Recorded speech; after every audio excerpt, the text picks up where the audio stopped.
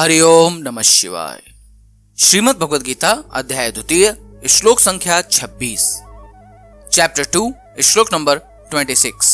श्रीमद् भगवद गीता के इस श्लोक में आत्मा के विषय में आगे बताते हुए भगवान श्री कृष्ण कहते हैं कि यदि तुम इस आत्मा को जीने और मरने वाला भी समझते हो तब भी तुम्हें शोक नहीं करना चाहिए। यहाँ पर भगवान श्री कृष्ण के कहने का तात्पर्य कुछ इस प्रकार है कि यदि यह आत्मा जीने और मरने वाली है तब भी युद्ध स्थल में जो शत्रु तुम्हारे सामने तुमसे युद्ध करने के लिए खड़े हैं उनके लिए तुम्हें शोकग्रस्त नहीं होना चाहिए। और इन समस्त श्लोकों में आत्मा के विषय में भगवान श्री कृष्ण समझा भी अर्जुन को इसीलिए रहे हैं ताकि वह यह जो निरर्थक शोक कर रहा है उससे उबर सके और अपने ज्ञान से युद्ध कर सके, अपनी क्षमताओं का और अपने कर्म का धर्म का पालन कर सके।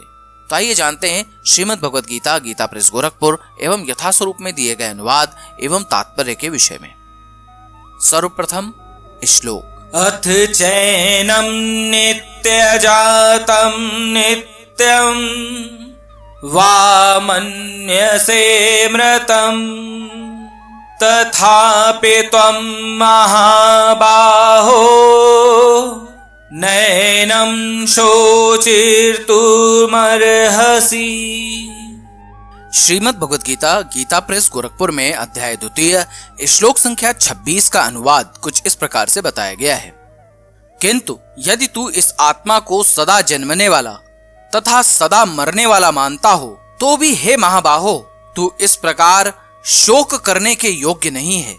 श्रीमद् भगवद गीता यथास्वरूप में अध्याय 2 श्लोक संख्या 26 का अनुवाद कुछ इस प्रकार से बताया गया है। किंतु यदि तुम यह सोचते हो कि आत्मा अथवा जीवन का लक्ष्य सदा जन्म लेता है तथा सदा मरता है तो भी हे महाबाहु तुम्हारे शोक करने का कोई कारण नहीं है।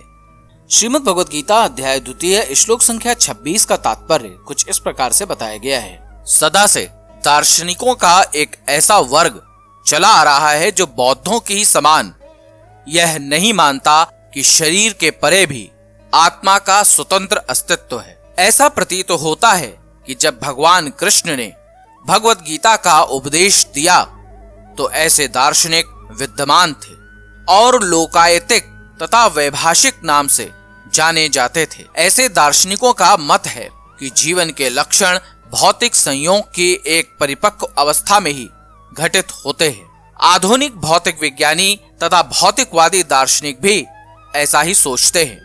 उनके अनुसार शरीर भौतिक तत्वों का संयोग है और एक अवस्था ऐसी आती है जब भौतिक तथा रासायनिक तत्वों के संयोग से जीवन के लक्षण विकसित हो उठते हैं। नृतत्व विज्ञान इसी दर्शन पर आधारित है। संप्रति अनेक छद्म धर्म जिनका अमेरिका में प्रचार हो रहा है इसी दर्शन का पालन करते हैं और साथ ही शून्यवादी अभक्त बौद्धों का अनुसरण भी करते हैं। यदि अर्जुन को आत्मा के अस्तित्व में विश्वास नहीं था जैसा कि वैभाषिक दर्शन में होता है तो भी उसके शोक करने का कोई कारण न था।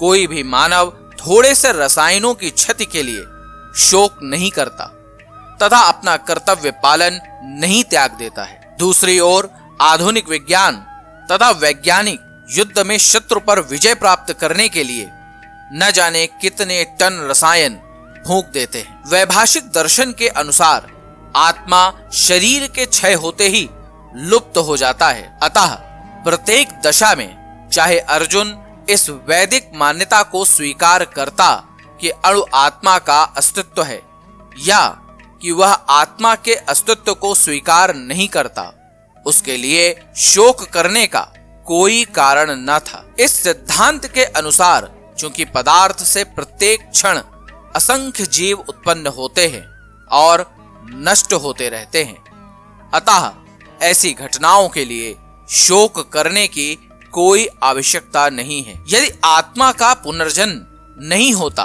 तो अर्जुन को अपने पितामह तथा गुरु के वध करने के पाप फलों से डरने का कोई कारण न था। किंतु साथ ही कृष्ण ने अर्जुन को व्यंग पूर्वक महाबाहु कहकर संबोधित किया, क्योंकि उसे वैभाषिक सिद्धांत स्वीकार नहीं था जो वैदिक ज्ञान के प्रतिकूल है।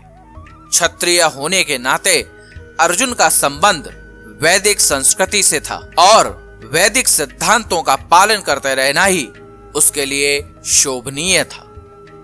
हरिओम नमः शिवाय।